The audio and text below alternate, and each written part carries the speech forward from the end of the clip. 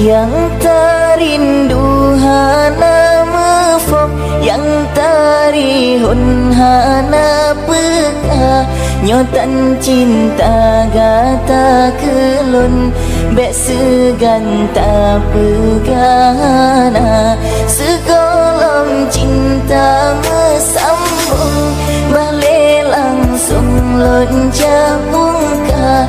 Bek terpaksa cinta kelun, mungkin kan jodohan gata.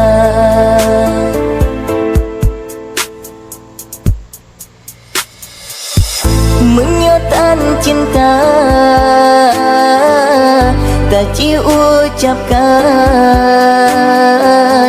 bek keharapan.